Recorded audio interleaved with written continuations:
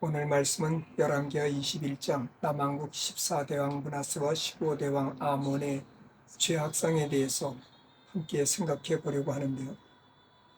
이들의 죄를 보면서 선지자들이 왜 그토록 책망하고 하나님의 심판을 선고했는지 알만하다는 생각이 듭니다.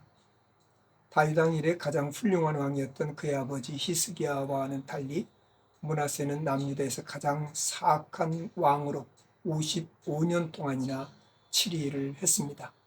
선한 왕 밑에서 어떻게 이렇게 악한 왕이 나올 수 있을까? 그의 어머니 헵시바라는 뜻은 나의 기쁨이 그녀에게 있다는 뜻을 가지고 있듯이 하나님의 기쁨이 되는 여인이었을 텐데 어떻게 이런 부모 밑에서 이런 악한 왕이 나올 수 있는가 이해할 수 없습니다. 3절에서 7절 말씀은 므낫세가 저지른 악행에 대해서 소개하고 있는데 히스기야가 헐어버린 산당들을 다시 세우고 바알을 위해 제단을 쌓고 아세라 목상을 만들며 하늘의 1월 성신을 경배하며 섬깁니다.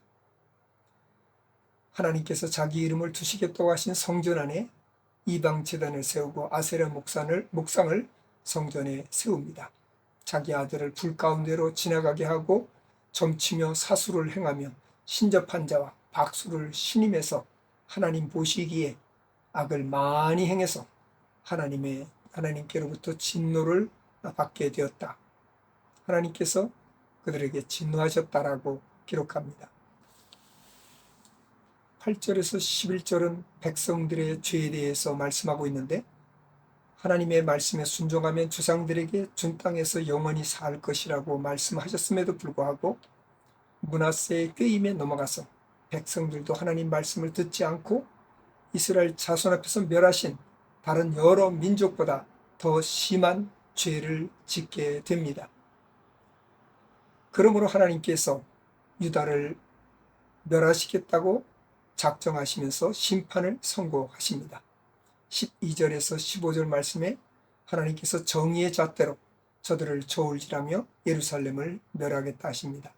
남은 자들조차 그들의 원수의 손에 넘겨서 원수에게 노랫거리가 되게 하고 겁탈을 당하게 만들겠다고 하십니다.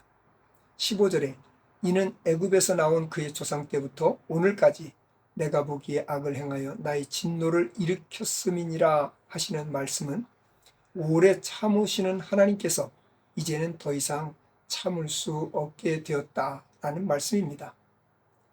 하나님께서 참을 수 없는 것이 아니라 이대로 두면 이제 이 민족은 완전히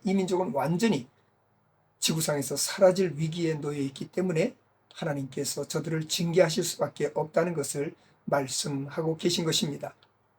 20절에서 23절은 므낫세의 아들 아몬의 치세에 대해서 말씀하십니다.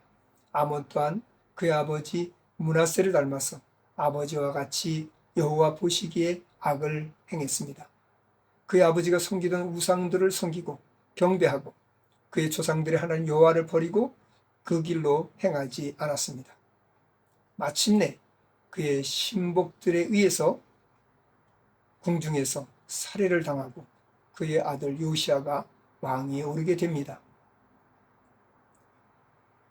하나님께서 최고로 칭찬했던 히스기야 왕 같은 이런 왕 아래서 어떻게 이런 사악한 왕이 나왔을까? 이해할 수 없습니다. 그러나 한편 우리 속에도 이런 사악함이 남아있지는 않는가를 한번 생각해 봐야 될 것입니다.